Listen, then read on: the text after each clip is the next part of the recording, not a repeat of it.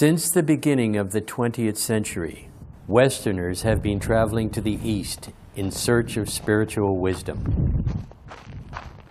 By the 1950s, Eastern meditation masters were coming to the West and establishing meditation centers here.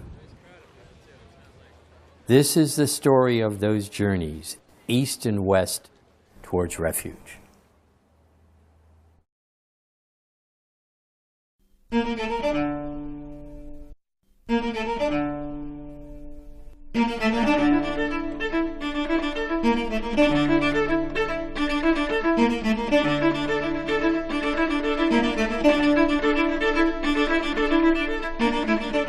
Violence is now out of date. So, the non-violence... Even though we have all the comforts Western society has to offer, there still seems to be something missing. There's an increasing spiritual hunger. Many are seeking spiritual refuge in Eastern thought. Westerners are now taking refuge in the path of Buddhism.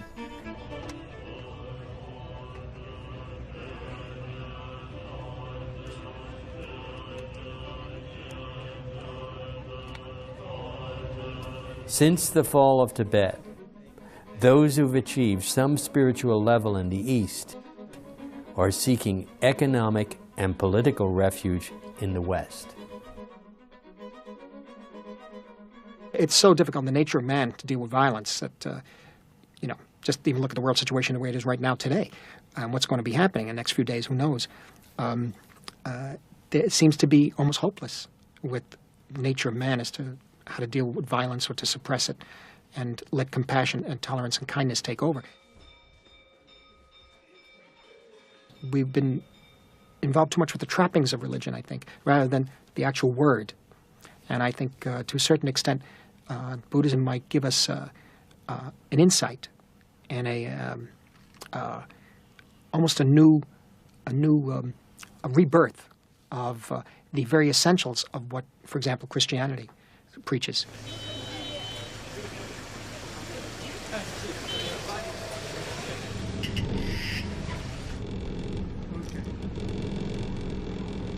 I already met some Westerners who already study or showing interest towards Buddhism. But then after 59, the interest towards Tibetan Buddhism seems, I think, quite strong.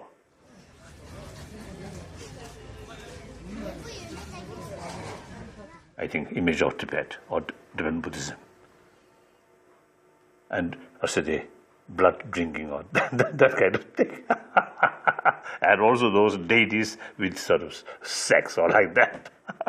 So I think nowadays, certainly I think those more serious people, now they really getting, I think, the profound sort of understanding about what's Tibetan Buddhism.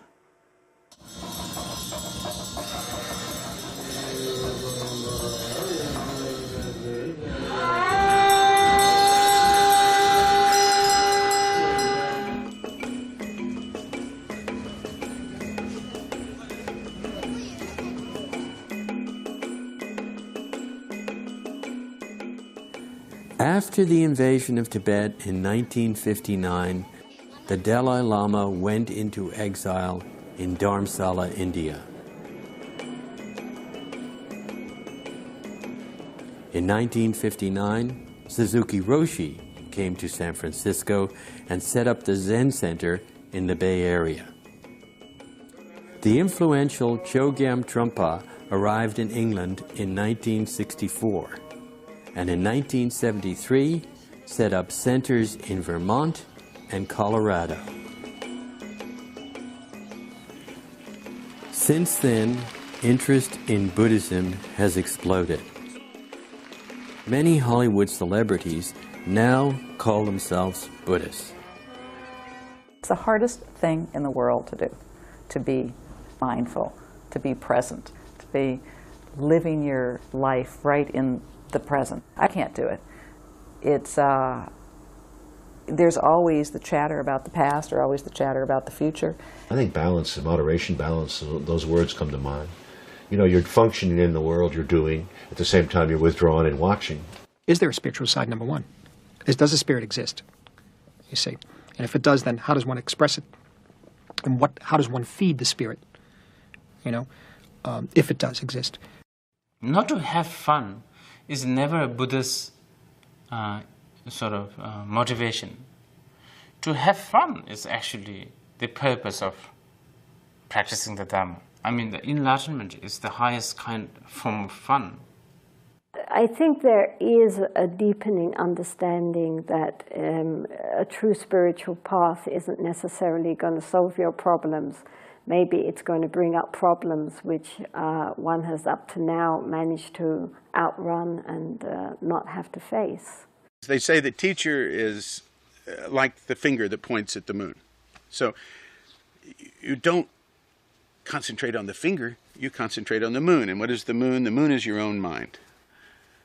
And the point of Zazen and practice is to know ourselves, to know our own mind.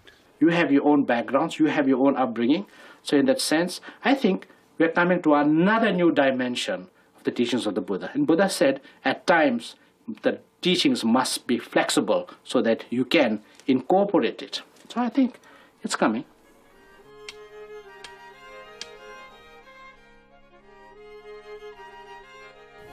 Taking refuge with a meditation master is the initial step on the Buddhist path. Many meditation masters at present are Tibetan and bring with them strong elements of Tibetan culture. An increasing number of Westerners have been ordained as Tibetan Buddhist monks and nuns. I've been working here for several years, actually in Wall Street originally. I was sponsored by a brokerage company here, and but it was very competitive. It was a very large company, and so 2 or 3 years into that, I decided that I would go back to England. And it was on a trip back to England that I found a note from a stepbrother. And he turned to me and said, "Lorraine, I think in this day and age, the only ones who have anything real to say are the Tibetan Lamas." And he handed me a phone number. It turned out that it was a Tibetan Lama who was living in suburbia London, and I went to visit him some weeks later for an interview, and it was very fast after that. When I left the home, I saw a photograph on the wall, and I asked him who it was. I was struck by the image. It was His Holiness Dudjom Rinpoche, and I went to meet him 2 weeks later in France. And about 8 years ago, it really seemed to me inevitable that I would make a decision, although I was still working, and although I had actually a boutique, and I was meeting the public every day and involved in fashion, so I was really, you know, in the cosmetic part of life, or the aesthetics of the fashion, and but I decided to become a nun. Buddha made it very clear. The teacher, in order to give teaching to others, first himself or herself must get deep experience. If the person really qualified one, then desire of money, desire of sex should not be there. This spirituality, this is not history, history sort of subject, or some others, I think, mathematics. But this is something spiritual. Therefore, the subject which they are explaining to others must have experience. Without experience, just a mere explanation is empty word. Therefore, the proper teacher must have the Diva experience as well as knowledge. So I think one indication of deeper experience is less negative emotion, more compassionate. So then some people seeking money, seeking pleasure, they may take that opportunity, exploitation. So be very careful, including myself. I often is telling people when I give some teaching, please examine me, please spy on me. That's important. Are you spying on yourself? Oh yes, mindfulness. Here, mindfulness. Check 24 hours, including my dream. Check. What behavior, what thinking? This Buddhist monk.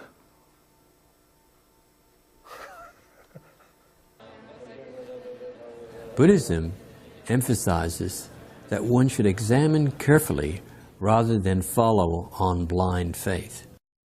David Chadwick was ordained as a Zen priest by Suzuki Roshi. When Suzuki Roshi lectured about precepts, when he got to the precept about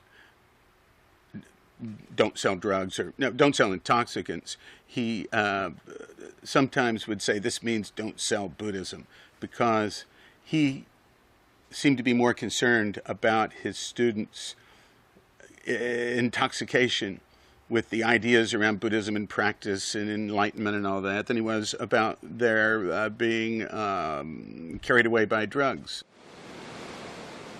Because of the writings of D.T. Suzuki and Alan Watts and the Beat poets, there was a lot of interest in Buddhism because it had gone beyond, they'd run into a dead end with existentialism and with the sort of nihilism that had developed, right? And a door opened where there was something they could do. So many of us were reacting against regimentation and all the rules and control of society. We'd become hippies. We were into do your own thing. We came to Zen Center and we find ourselves following schedules, sitting for 40 minutes with our legs crossed even if they hurt. So yeah, there's all sorts of little almost military aspects to at least studying Zen with a community or in a monastery or at the temple. But, well, it's like being a ballet dancer. You want to be a ballet dancer, you've got to be disciplined. I mean, at least you've got to go through a period of discipline. We are told that when you take refuge, the underlying the basic cause of taking refuge has to be a fear, like you're afraid of getting wet, therefore you take refuge under umbrella. See, we're always taking refuge in something, right? In our hope, in, you know, our projected desire, in our revenge, in drugs, in food, and sex, and whatever. And I don't think there's any need to give up anything in particular, but to take refuge in big mind is it's quite a leap. It's not easy to do, and that's why we need each other. We have to work on this together, even though institutions and people, we always irritate each other.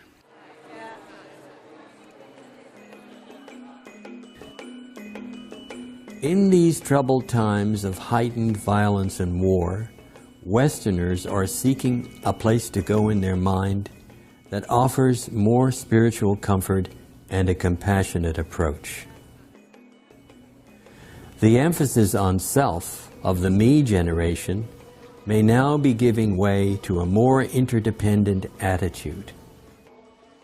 Sakyong Mimpam Rinpoche is the leader of Shambhala International and the son of Trungpa Rinpoche. We're taking refuge in our own ability. You know, what is our most innate ability is that we are all Buddhas and that we are all enlightened beings. That's what Buddha literally means, is a sense of total enlightenment. And enlightenment here means compassion, wisdom, you know, understanding, skillful means, knowing how to conduct oneself. So the process of taking refuge is taking refuge in our awakened quality, in our basic goodness, in our undeniable quality that we are fundamentally good and, you know, pure people, and that a lot of times we don't recognize that. A lot of times we don't have confidence in that. So we need a ceremony. We need a ceremony to say, you know, I am a Buddha.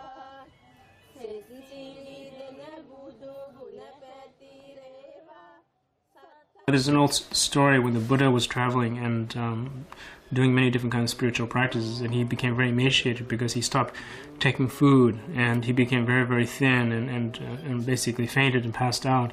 And then he was brought, some say some rice or yogurt. He took the food, was able to nourish himself, and then after that it's said that he, meditated and achieved enlightenment. Long-term happiness comes from having a good relationship with your own mind and your own heart. So we do have to start with our own selves in the sense of learning how to meditate ourselves, learning how to generate some kind of kindness from ourselves. Then we have the ability to do it, for others.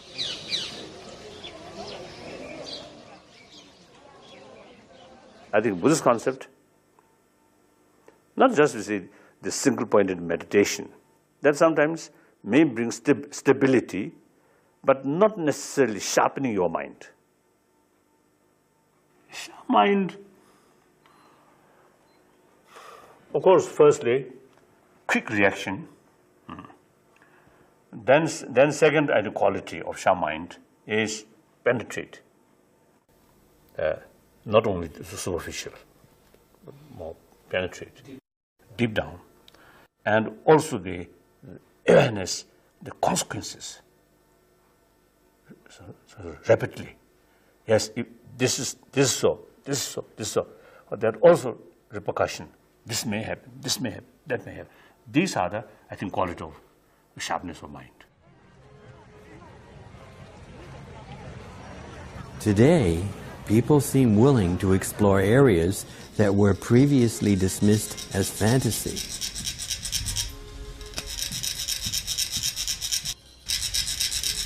Now there is room to consider the less tangible aspects of our lives.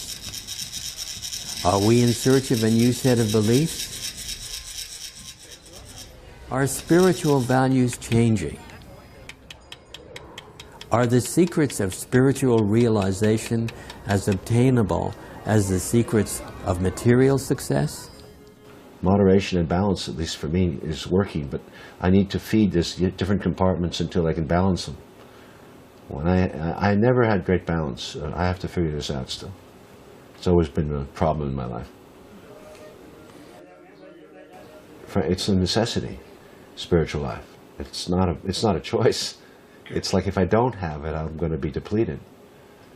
It's like chemicals in your body. Maybe it is a genetic thing, how religious you are or how spiritual you are. I know some old women in Asia who pray 10 hours a day every day. I know people who are on sabbaticals or retreats for 2 years, 3 years in monasteries. It's a very different way of life they're choosing. They're very radical. Most religion is materialism. Most of what we call religion is trying to find some place in space and time where we're safe. But there is no place in space and time where we're safe.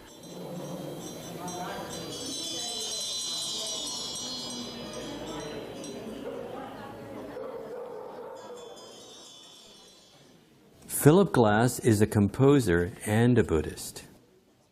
There's no doubt that Tibetan Buddhism has had a tremendous impact on the West already.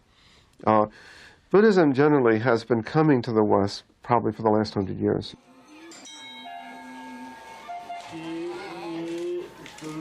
For the first time, a culture which had been really hermetically sealed up in a way had suddenly become opened up. And though what has been a tragedy for the Tibetan people has not been a tragedy for us, has been that for the first time we have access to teachers and traditions and living masters who are in the West, in Europe, in America. And for us who are alive now, we're the only people that will have met people from old Tibet, the isolated Tibet.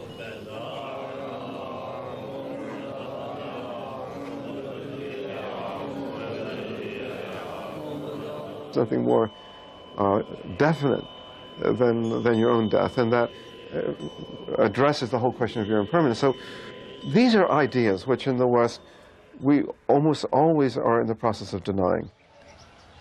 We deny the reality of our own death, and we deny the fact that our own impermanence. So Tibetan Buddhism is is seeing the way things really are and the way our life really is, instead of creating a life of fantasy, fiction, and denial about things that we'll never be able to deny ultimately.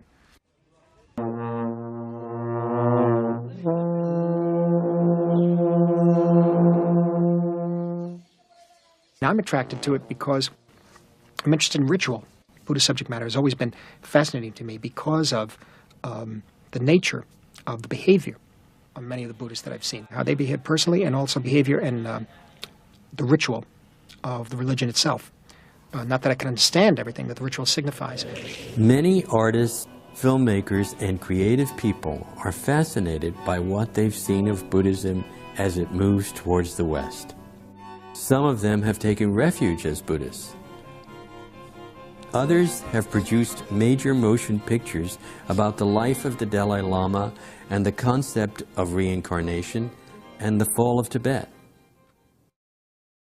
If we go back and think about how Buddhism started from the very beginning, it was started by Prince Siddhartha. The name Siddhartha literally means every wish fulfilled. Siddhartha's every princely wish was fulfilled. All his time was filled with sensual activities and distractions. He was constantly protected from any unpleasant realities. At a certain point, he decided he didn't want to live in fantasy and illusion anymore.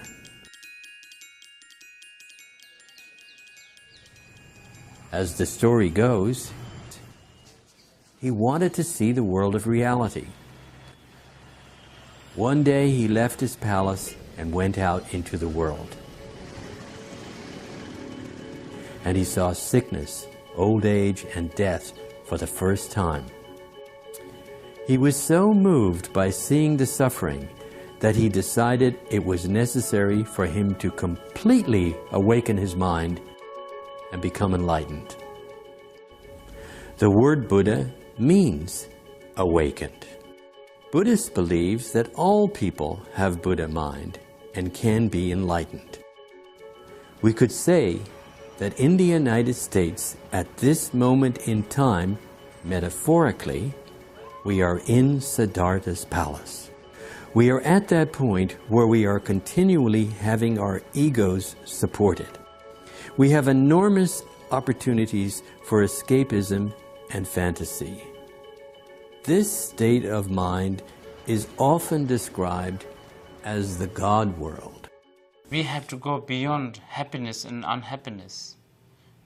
Buddhism is supposedly path to enlightenment, not for well-being. If you have strong ego, attachment to the ego, Buddhism can be quite hard and harsh and bad news if you love yourself so much. When one takes refuge, they are saying, I am now on the path. From now on, my solution to everything is trying to have recognition of the nature of my own mind. By taking refuge, one is abandoning the concept of doubt. They are giving up the idea of nihilism. They are saying, there is a possibility, a way to battle through all of this and become a warrior in my own epic of development. In Buddhism, when we say, I take refuge to the Buddha, the word refuge actually means I accept that myself, my nature, is the Buddha. And I accept that this being like a Siddhartha, I accept that he managed to discover that Buddha nature and use him as a model or an example, and then take the similar path that he took. The West is taking refuge in Buddhism. and Buddhism appears to be taking refuge in the West. Perhaps the West's fascination with Buddhism, based in the development of mind, may be attributed to the fact that many in the West have gone through some form of psychological exploration, such as psychotherapy and other self-examining remedies.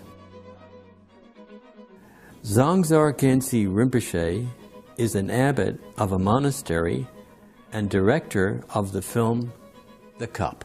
Well, I see a lot of influence, not only in the West, just generally in the world, coming from television, film, magazines. So image, therefore, is definitely probably the strongest influence that we have. And then, of course, the sound. And we have in the film both. And it's one of the reasons why I chose to become a filmmaker.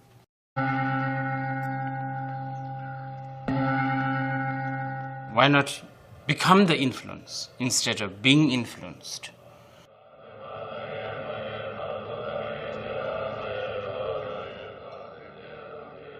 I think in the film, The Cup, I have mentioned about why change is necessary. If not for Buddhism, Tibetans are very hot-blooded, and they could be really extreme, fanatical,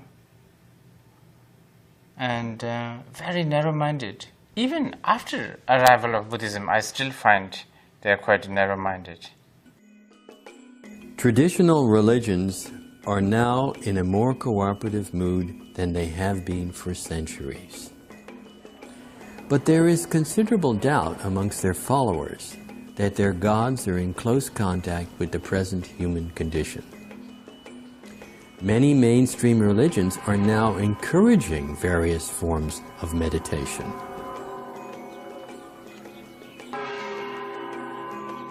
But because Zen and Buddhism are new in America, there's an idea that they're more pure, that they are more effective, that they're more real and sincere than other religions. Now in Japan, they tend to think of Christianity as more sincere and pure and real, and they think of Buddhists as sort of an old dead religion. It's just priests are only interested in money and drinking and stuff like that. But, you know, Buddhists are not necessarily any more enlightened than Christians or atheists or anybody. But I think Jesus taught that it's thought itself that is God. Change tradition sometimes may harmful.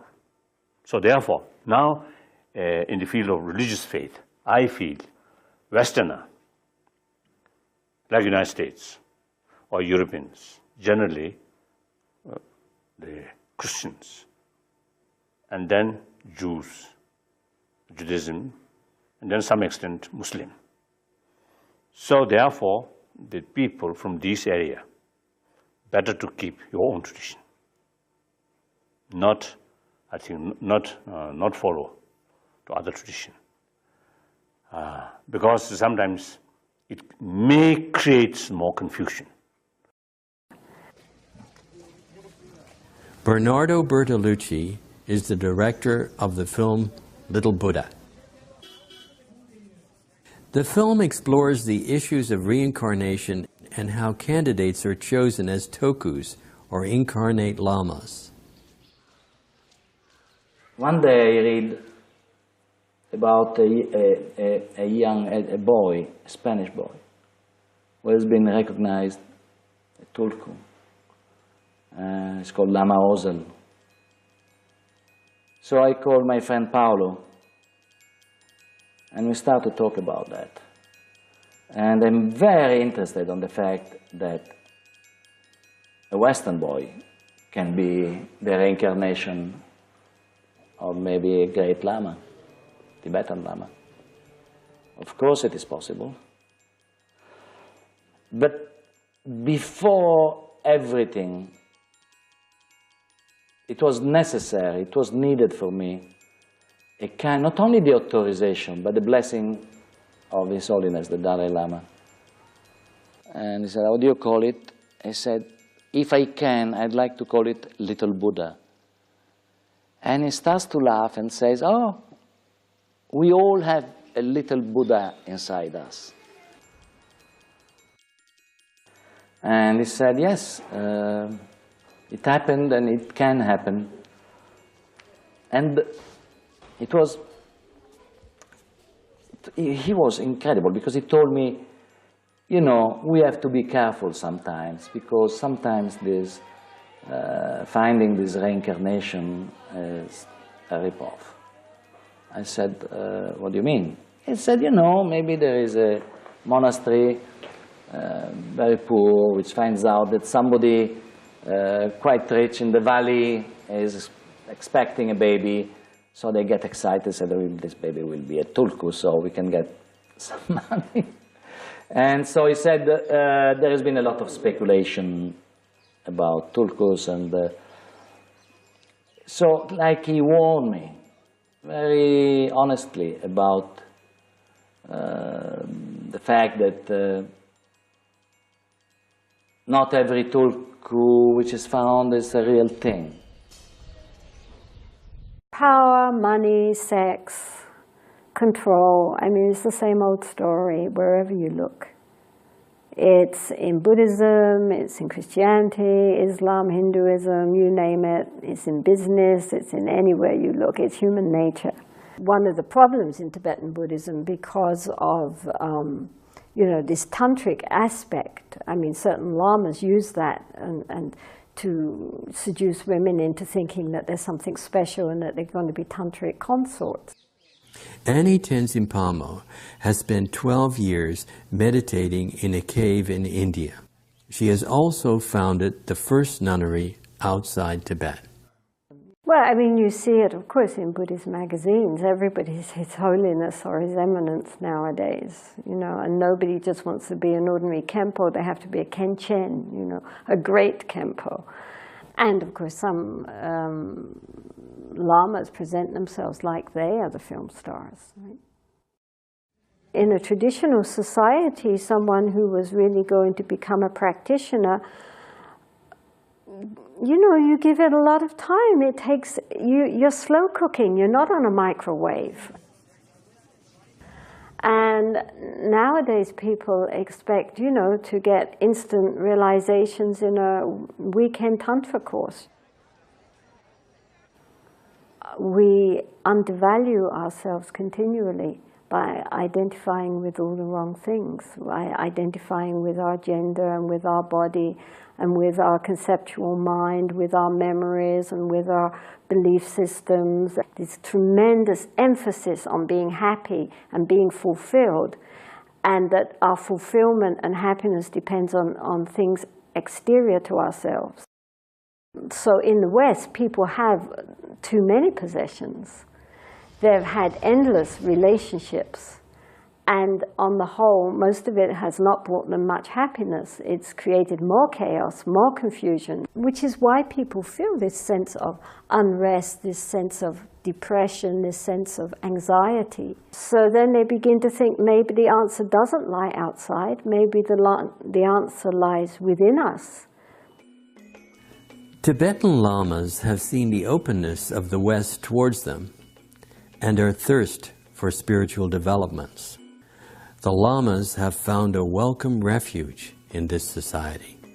Two Tibetan abbots, called the Khenpos, have built a traditional Tibetan monastery in Delaware County, New York.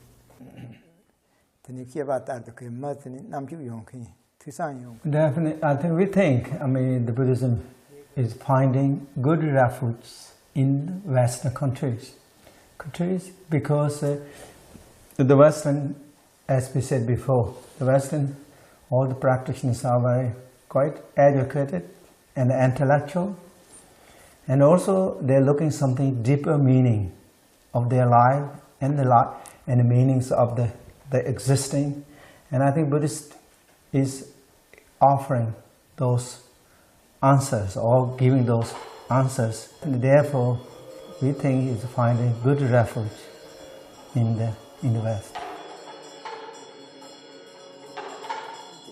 Until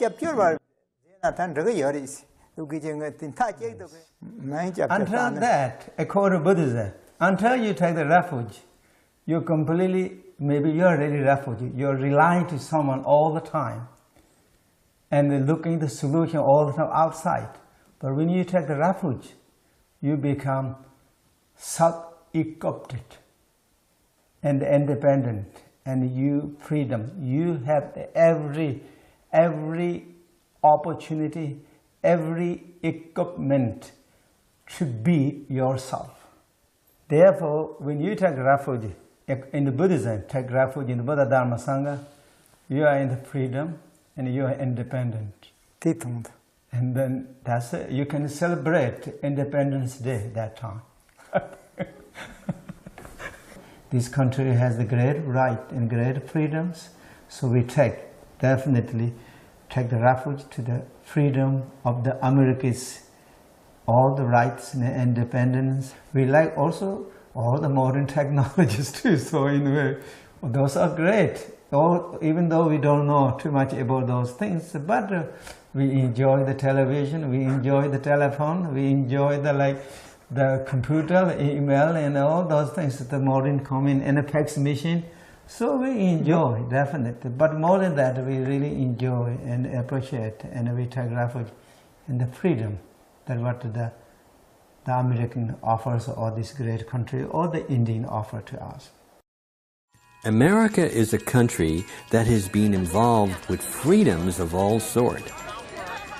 Religion in this country is seen as a freedom, not as an oppression as it is seen in Europe.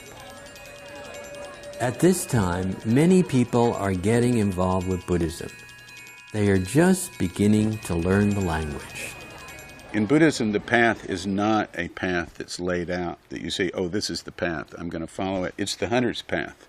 It's always changing. There is no path. You look for the signs of the animal. You look for the scat of the animal. We are uncomfortable with the concept of blind faith. Our Western education has taught us to think everything through and come to a logical conclusion.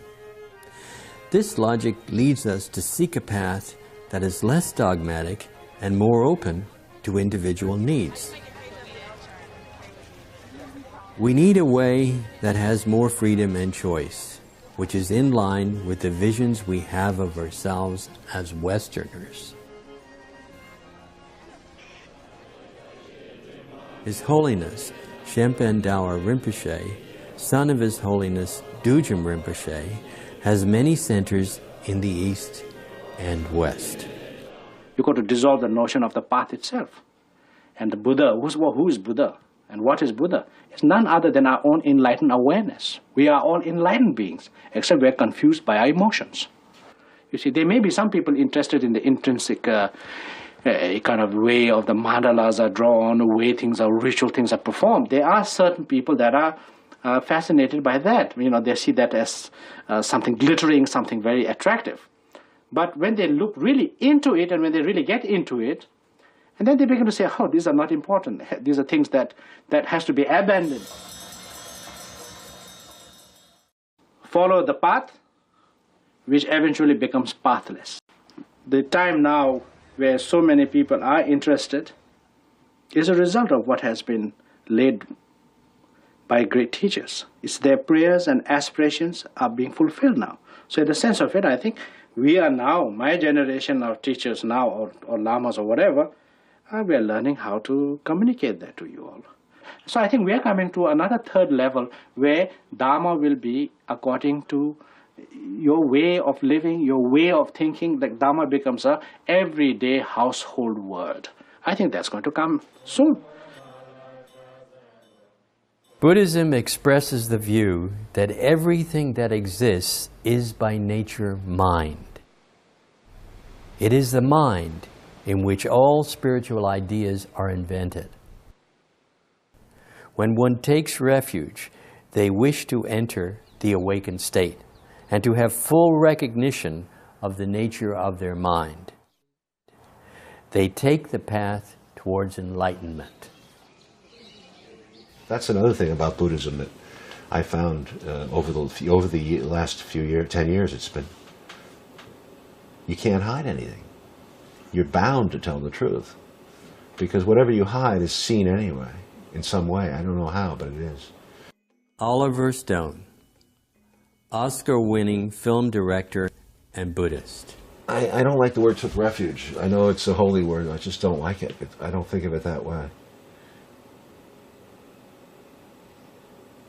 And entered into, studied, a student of, shared a bit of the experience. I never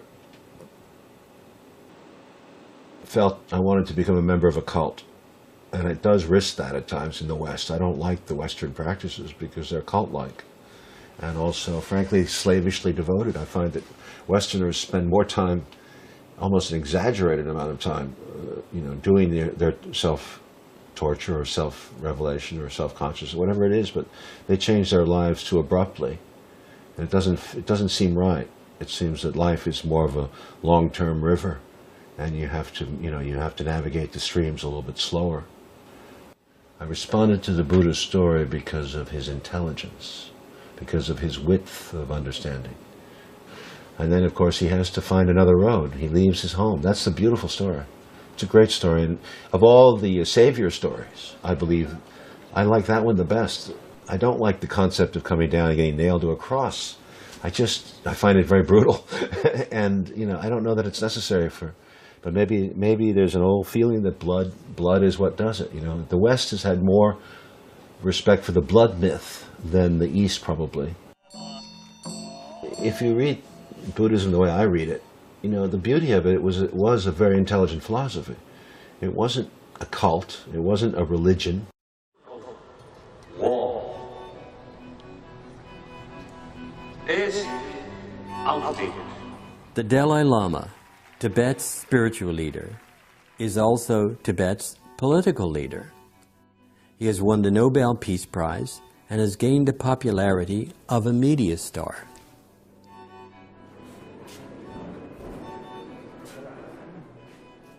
Then I think one important, the very purpose of Buddha Dharma, I think, like any other tradition, change of our emotion. That is the main purpose. So change of emotion, not through injection, not through prayer, but through meditation, but through analyze the reality. Through analyze, eventually, you see, emotion or concept or way of thinking will change. When we say egoless, that does not mean we reduce the sense of self. The feeling of strong I, sense of strong self, itself, I think, good. But then, you see, that combined with negative emotions, such as hatred, then it becomes really destructive. Too much self-confidence, then doing all sorts of negative and no feeling at all about other sort of experiences or others' feeling. The Bodhisattva sort of practice, willing to sacrifice oneself for benefit of other, and also is willing to take all suffering of other sentient being on oneself, and willing to give all one's own sort of virtuous things, good things to other. In order to practice that, unless you have very strong sort of determination or willpower and self-confidence, you can't practice that. So in order to practice that, the very strong as a sense of self, very strong self, very necessary. The Buddhist lamas coming to the West are seeking spiritual refuge in a better economic and political environment for their spiritual practice and life. It is the Westerners' fervor and enthusiasm which encourage so many lamas to offer their wisdom to the West. Tibetan sort of tradition is only important for the Tibetans. What had happened in Tibet was something sad and all that. But it has brought a lot of good consequences too. If not for what had happened to Tibet, none of these great people, such as Chogyam Trungpa, would have ever come to the West. Tibetans are taking refuge politically, economically, to the rest of the world. And rest of the world, some are taking refuge to this living tradition of wisdom and compassion of the Buddha. And that's a very good exchange, I think.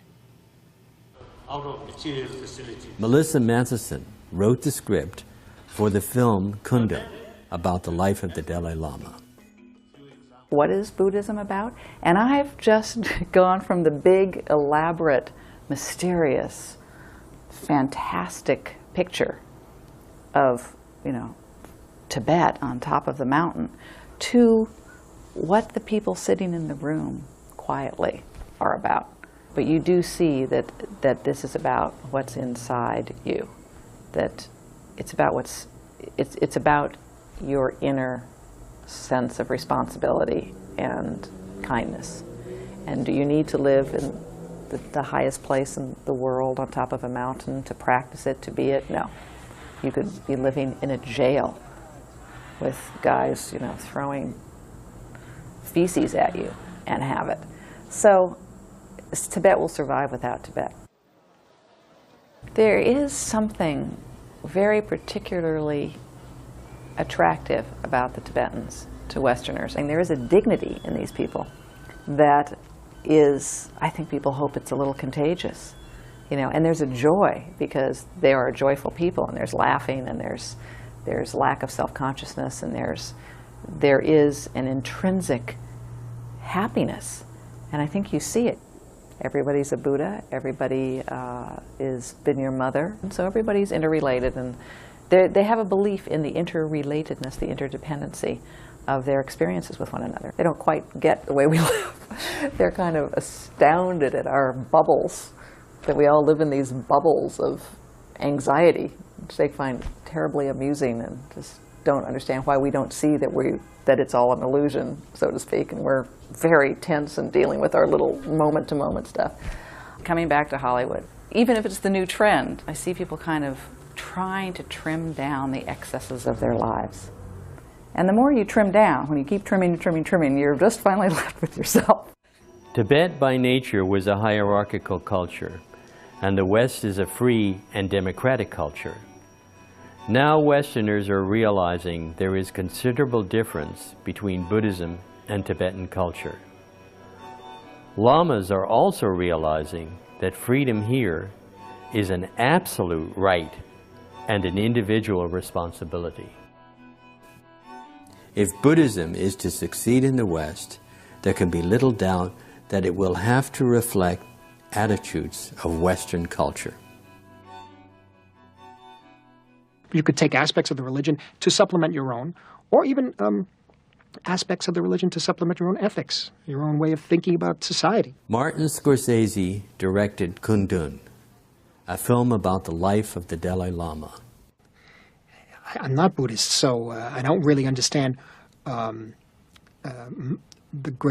finer tenets of Buddhism and that sort of thing. But the one thing that I aligned myself with were the people and the idea of the religion, the idea of compassion and kindness and tolerance and ultimately pacifism. And I thought that for me is something that has to be explored.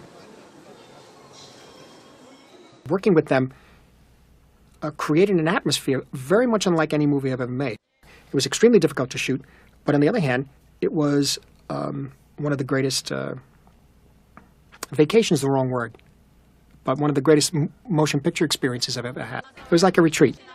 The normal frustrations of making a film, particularly on location, there were times I was, quite frustrated and upset and that sort of thing. But At the same time, as I say, it still was one of the greatest, it was probably the best experience of shooting a movie I've ever had. In a practical way, it was how to balance feelings of frustration, anxiety, anger, how to balance it in your mind and your heart so that it doesn't do you in. There's certain things that are just not going to change. They're not going to change. You better go with it. Deal with what the issue is, you know. Try to work it out, you know. Other things that can be changed, try to do it constructively. That's all. And put things in literally put things in a degree of importance. Because so many things go wrong each day, you know. But then take that experience from that set and apply it to the everyday in real life. And it has helped somewhat. I mean, it really has. It doesn't mean I don't have the difficulty of doing films, I don't have the difficulty in daily life, but it's, I mean, as I say, on a practical level, it's helped somewhat. Who said that Tibetan Buddhism was going to continue to exist the way it has the past 1,400 years? Now it's out, you know, and it changes, it transforms, and in an interesting way, I think it's something that could really help the thinking and the beliefs of the West. And very often, one of the things that could happen in Western religion is that one becomes more preoccupied. One becomes more preoccupied, not everyone. Some do become more preoccupied with the more concrete aspects of that religion. We become involved more with the surface of it rather than the real deep meaning, and trying to live that deep meaning out every day.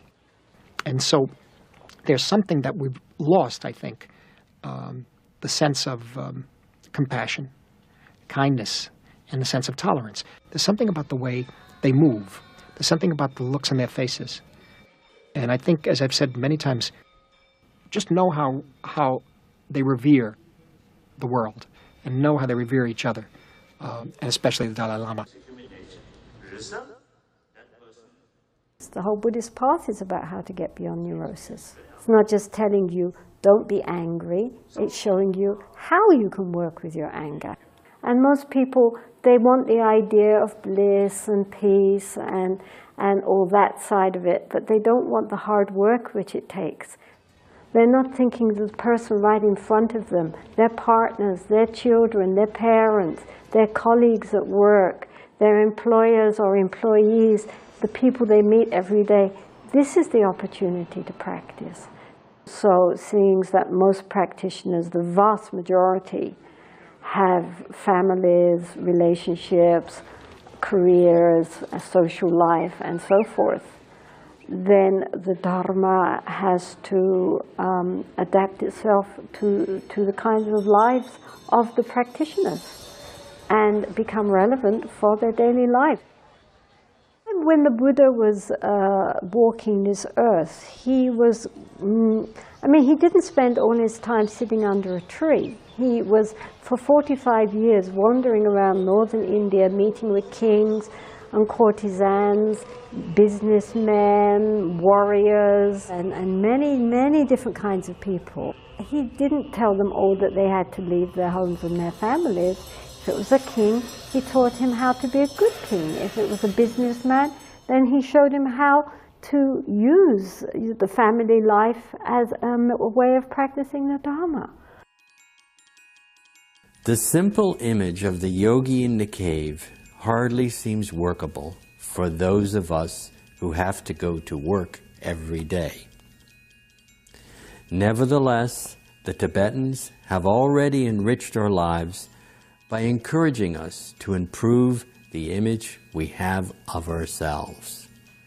And Buddhism is giving us practical ways of dealing with the nature of our mind. The Tibetans who left their Shangri-La did not wither and die. Their lives have been renewed by taking refuge in the West.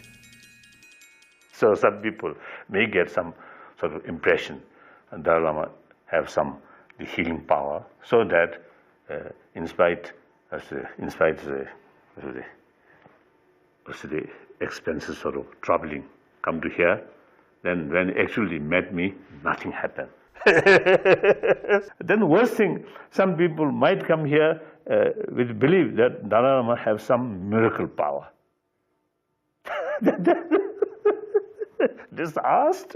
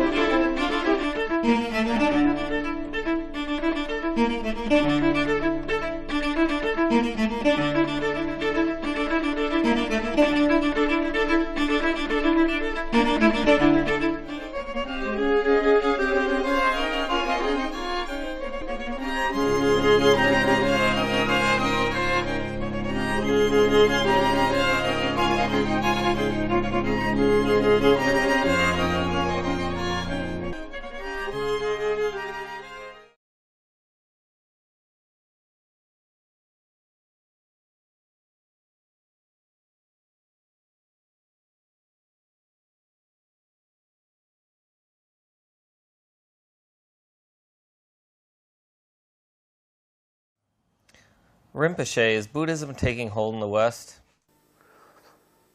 It seems nowadays some scientists, especially in the field of brain or human psychology, human sort of the people, scientists who are sort of working about human emotions. Now it seems in that field, Tibetan Buddhism, I think some potential to help them. And also we also can, I mean, what's it useful is to learn their result of their experiment. Western sort of scientific sort of way, and Buddhist explanation mainly based on experiences, and through jointly, perhaps I think helpful. In what way is it helpful?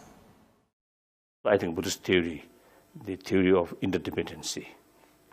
I think that theory, even the politician or businessman, I think that sort of concept, I think help to widen their perspective, perception. Some my friend, Westerner, who later used to told me, because of Buddhist sort of concept, you see, they survived in spite some personal tragedies sort of experiences.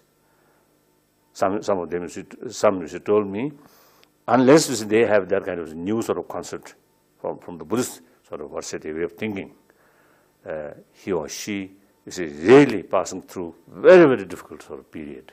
But they survived because of the Buddhist concept.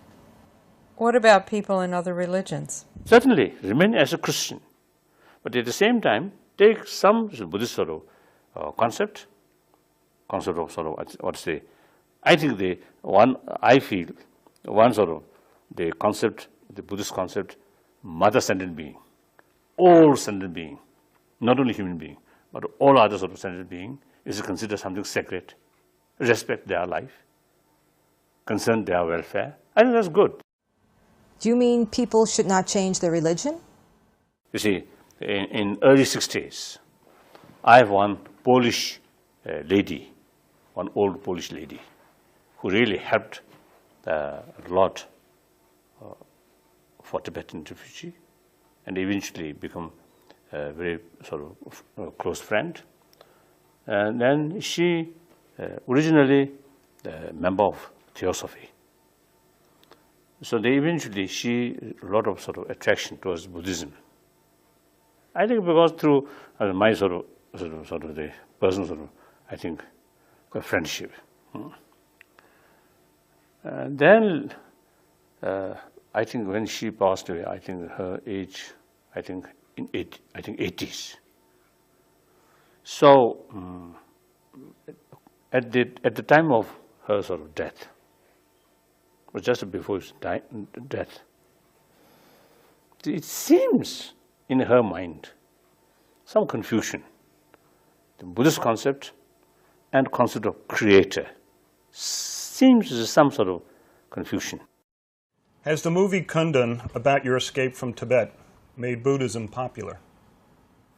The real Buddha story is he cannot act by one ordinary person. Of course, to us like that, to either Christian, ordinary human being, you see, acted, no matter how sort of expert actor, can't act the real Jesus. So similarly, in Buddhist case also it's the same.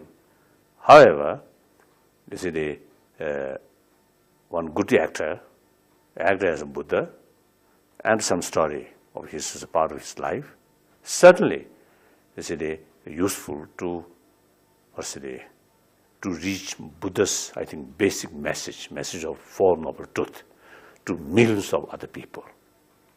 So similarly, Kundun, about my story, I think some, I think I'm helpful in the sense to promote awareness of Tibet and awareness of me personally.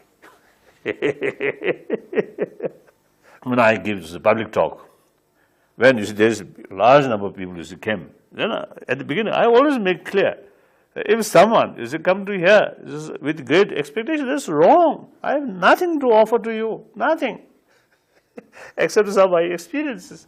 Did you have to study to become the Dalai Lama? I think I started to learn by heart some of the text. I think my age around 6, 7 years old. So still, whenever I have time, I study or remind those texts which I studied before, some new text. Still, I'm reading whenever I have time. How do you choose a Lama? The real quality of the Lama is knowledge of the Buddha's teaching and experience of the Buddha's teaching. So ultimately, still, the sort of Buddha's teaching is the ultimate, teacher. Do you mean the teachings are the ultimate teacher? So there's some stories. One Tibetan Lama, when he about to die, some of his sort of disciple now showing, sadness and cried. And he asked, why you're so sad? Then they say, now up to now we have our guru, so whenever we find some sort of doubt or difficulties or obstacles, we can ask you, we can rely on you. Now you will not be no longer there. So now when we face some problems, how to do? To whom we rely? Then the dying sort of Lama stated, you already have enough sort of knowledge or experience, so now on you don't need any Lama. Your Lama should be the Buddha's teaching text. Your Lama. So read more, and whenever you get some doubt, read, study, think. He answered like that. I think that's very true. Very, very true. But people in the West have busy lives and no spare time. So you need determination. You need effort. So effort, not from external sort of force or external pressure, including your teacher, but something internal, volunteer desire. Like my own sort of case. When I was, say, teenage, although I already started the study, including debate, but no inner sort of enthusiasm. So takes just like the burden given me by my teacher, mercilessly. So therefore, you see, there is no real enthusiasm from within. So they afterward, yes, get some taste of Buddha Dharma, some conviction. Then even today, whenever I have time, even you see my breakfast, mouth, you see some work, but at the same time, my eye always look the reading. So sometimes I listen, you see, the radio. But this listen, but I always read. Think, think, think. Here, people's lives are so filled up with responsibilities. You will not have sort of feeling of tiredness because of internal enthusiasm. So then time factor is nothing. Time consumption is, you see, then, you see, not important. Whenever you have time, you're always willing to read, think, and meditation. So therefore, the enthusiasm, in order to develop enthusiasm, you need conviction. Yes, through this practice, I get this benefit. If I remain like today's sort of mental state, just like another person, now one example, I get sick, I'm getting older and older, so eventually I have to die. So then what use? These are the material things. Even my friend, at the time of my death, I have to live. Even this body, I have to live. So the only thing, mental quality, quality not only just mere knowledge, but some deeper imprints in our mind. That will go next life. 1,000 lifetimes, millions lifetimes. This will go. This will benefit. So through that way, we will go to Buddhahood. If you study, through study, once you know these questions and time and answer, although you see, I think basic sort of structure, Kasuta, give by Buddha himself and all these great masters, and the further personal investigation, then you get more conviction. Conviction brings more enthusiasm. Enthusiasm brings more effort. More effort brings better result.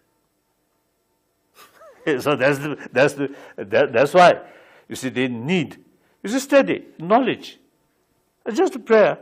It's a Buddham Sharanam Gacchami, Namam Buddhaya, 1,000 times, just lip service, or almost like lip service. I don't know how much sort of impact in my mind. I don't know.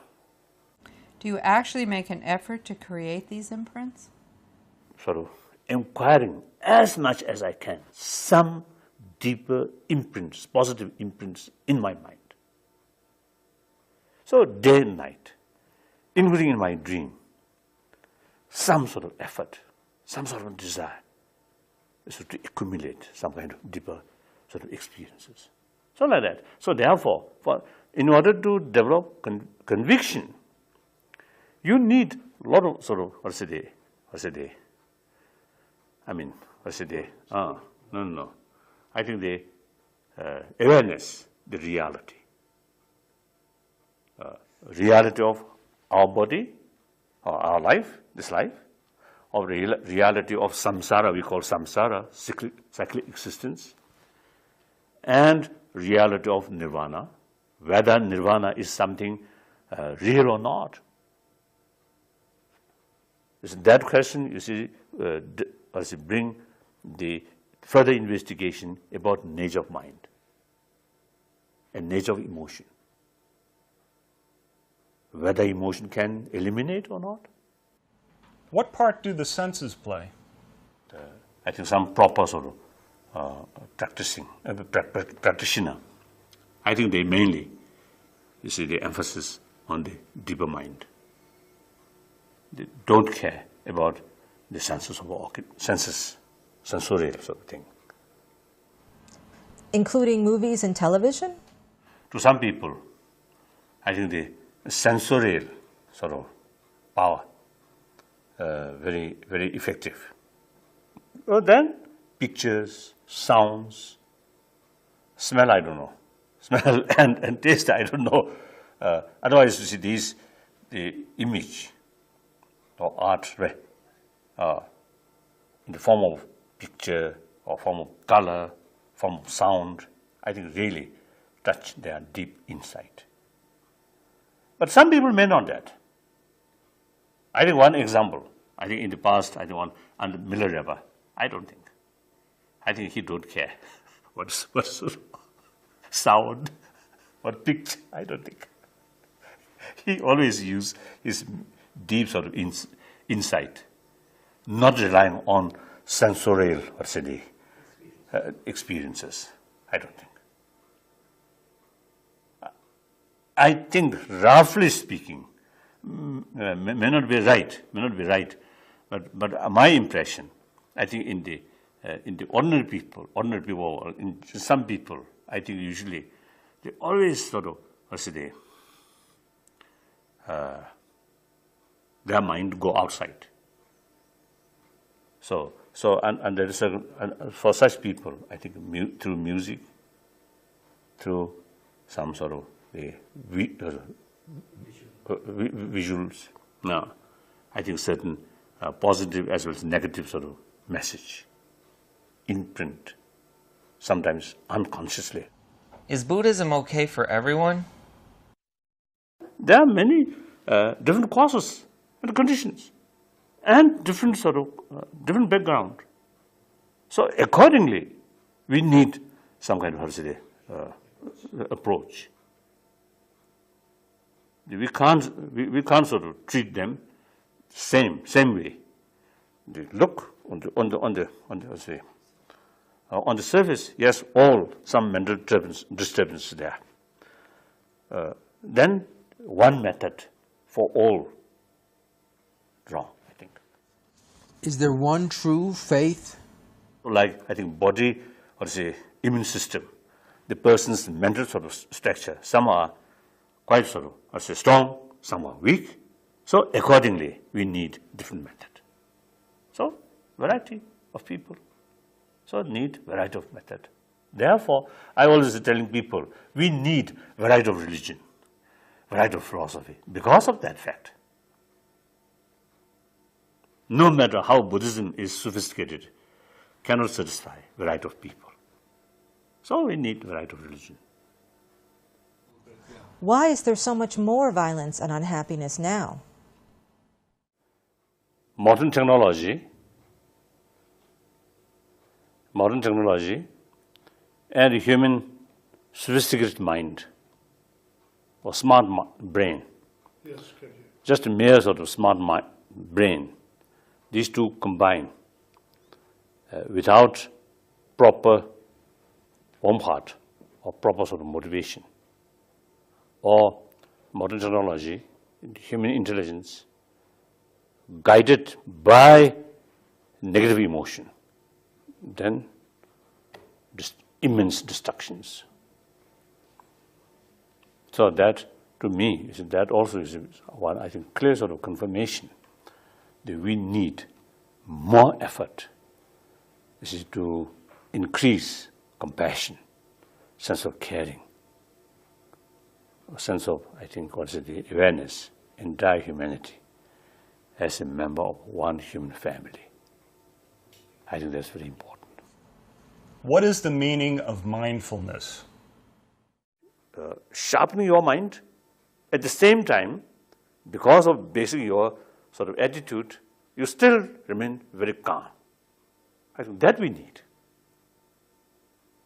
Just stability, calm mind, without much of thinking, that also not, I think, not wonderful, not something very good. Clear? Oh, why? I think some of the birds, some of the pigeons, they're very peaceful. When they feed and fat, and no images of threat, very peaceful, very calm, very holy. So, yeah, dull. Because the human being, this is intelligence. I think, potential of visions. Think about the future. Think of many things. So that's one, I think, good quality of human mind. But at the same time, that also sometimes bring more anxiety, more fear, more doubt. As a result, more disturbances. So sharp mind doesn't solve the problem. Sometimes some people, their mind very sharp, but so much ups and downs. So that disturbs their mind. and eventually ruin for their physical health also. What is sharp mind? So one part of the quality, I think here, that sharpness, mindfulness also there, your mind focusing one particular subject. If you see your mind scattered, then you can't penetrate deeply and also can't see the other sort of consequences, possibility of consequences. Does meditation always produce a good result? I met some practitioner few years ago, one monk from Ladakh. He spent some time, a few years in meditation. And then he told me before retreat, his mind sharp. He learned easily. After a few years of meditation, and he found his sharpness of mind much reduced. And he inquiring, what happened? Of course, I have no clear answer, but there is possibility, two possibilities. One possibility is the real sort of samadhi, the single-pointed mind. There we should not only just your mind live on one single sort of point, but you should have full alertness of mind. If you emphasize on just a single-pointed, without moving, or neglect about sharpness or about the alertness of the mind, then there is danger. It's harmful to reduce your sharpness of mind. This is one thing. So meditation can become illusion. Some Chinese, inquiring me, some of their master. So meditation, it seems it's a single-pointed mind is experience of single-pointed mind. Seems great, seems good, but the person becomes something very cold, not much sort of sensitivity. So this is some Chinese inquire about that.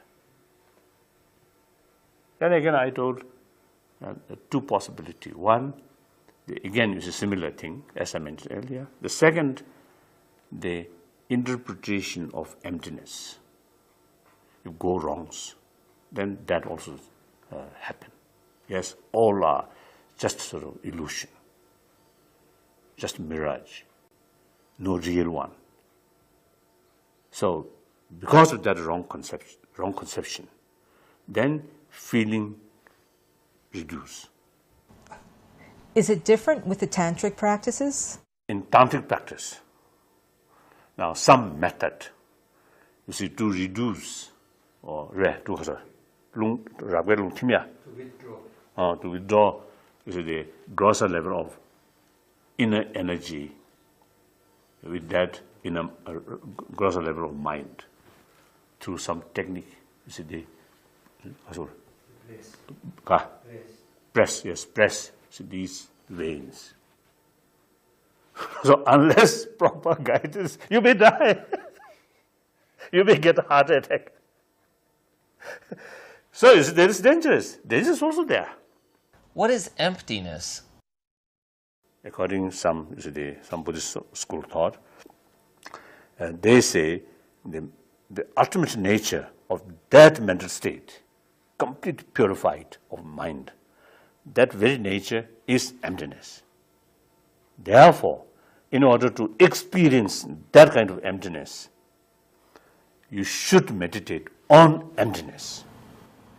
Do you have to be a Buddhist to become enlightened?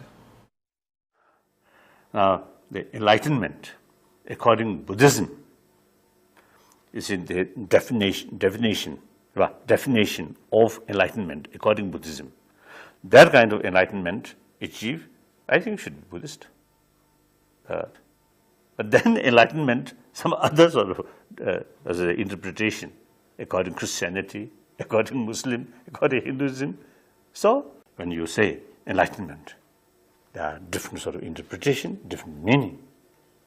So according each sort of meaning or different interpretation. You need sort of their own, method. What should people think when they see your image in media? I dedicated. My very existence is something benefit to other.